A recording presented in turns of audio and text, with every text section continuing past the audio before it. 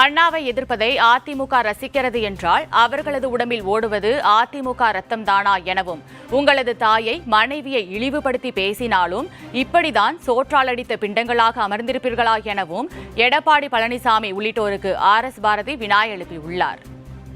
மதுரை முருக பக்தர்கள் மாநாடு குறித்து திமுக அமைப்பு செயலாளர் RS பாரதி அறிக்கை ஒன்றை வெளியிட்டுள்ளார். அதில் மதுரை முருக பக்தர்கள் மாநாட்டில் பெரியார், அண்ணா குறித்த விமர்சனங்கள் அடங்கிய வீடியோவை அண்ணா திராவிட முன்னேற்ற கழக முன்னாள் அமைச்சர்கள் RB உதயகுமார், செல்லூர் ராஜு, கடம்பூர் ராஜு, ராஜேந்திர பாலாஜி ஆகியோர் ரசித்து பார்த்திருப்பதாகவும், அண்ணா கேவலப்படுத்தப்படுவதை அண்ணா என்கிற பெயர் தாங்கிய கட்சி ரசிக்கிறது என்றால் அவர்கள் உடம்பில் ஓடுவது அதிமுக ரத்தமா அல்லது பாஜகவின் பாசமா என வினா எழுப்பியுள்ளார். உங்களின் தாயை, உங்கள் மனைவியை விமர்சனம் செய்தாலும் இப்படித்தான் சோற்றால் அடித்த பிண்டங்களாக அமர்ந்திருப்பீர்களா என கேட்டுள்ள RS பாரதி, அதிமுகவில் சரியான ஆளுமை இல்லாததால் அண்ணாவுக்கும் பெரியாருக்கும் இவர்கள் அவமானத்தை தேடி தந்திருப்பதாகவும், ஒன்றிய அரசின் அமலாக்கத்துறை உள்ளிட்ட அதிகாரமிக்க முட்டை அம்மிக்கல்லையே சுக்குநூறாக்கும் போது ஆளுமை இல்லாத அதிமுகவை மட்டும் விட்டு வைக்குமா எனவும் விடையளித்துள்ளார். அதிமுக கொடியின் நடுவே வெள்ளையாக ஒருவர் விரல் காட்டிக் கொண்டிருப்பாரே, அவர் யார் என்று தெரியுமா?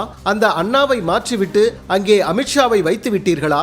மானமும் வீரமும் மனிதனுக்கு அழகு என்று சொன்னார் பெரியார். அந்த மானத்தை இழந்து வீரத்தை துறந்து அடிமையாக வளைந்து குனிந்து ஒடிந்தே விட்டது அதிமுக என குற்றம் சாட்டியுள்ள RS பாரதி, நேற்று முருகன் மாநாட்டில் முன்னாள் அமைச்சர்கள் கலந்து கொண்டார்கள் என்றால் இன்றைக்கு கோவையில் நடைபெற்ற RSS நூற்றாண்டு விழாவில் SP வேலுமணி பங்கேற்றுள்ளதாகவும், அடுத்ததாக எடப்பாடி பழனிசாமி நாக்பூரில் தஞ்சம் அடைவாரா எனவும் வினா எழுப்பியுள்ளார்.